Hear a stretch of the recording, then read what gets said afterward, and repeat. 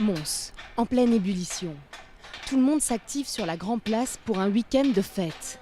Située au sud-ouest de la Belgique, au cœur d'un bassin industriel en crise, cette ville de 100 000 habitants possède pas moins de 4 trésors architecturaux inscrits au patrimoine mondial de l'UNESCO, dont son beffroi baroque.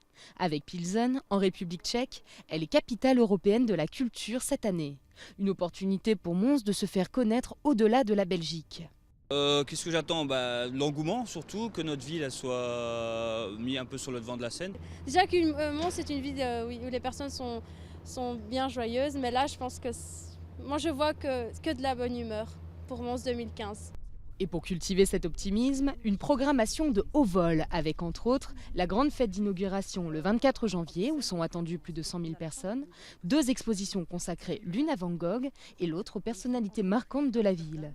Il y aura la mise en valeur de talents locaux, mais il y aura aussi la mise en valeur et l'accueil d'artistes européens qui effectivement échangeront leurs valeurs et leur savoir-faire avec les artistes de chez nous.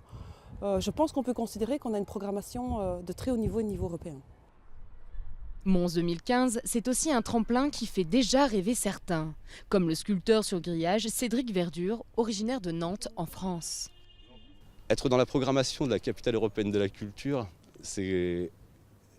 pour un artiste, c'est une belle date, c'est une consécration, pour ainsi dire. C'est les portes de l'international après l'Europe.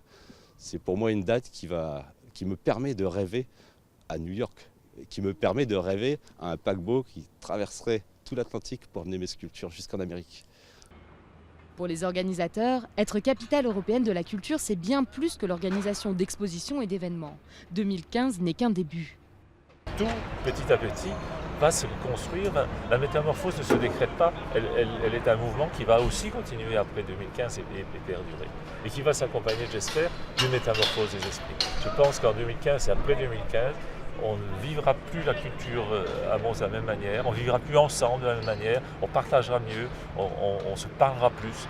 Et je crois que véritablement, et on en voit déjà des signes, il y a quelque chose qui est en route là et qui est irrévocable.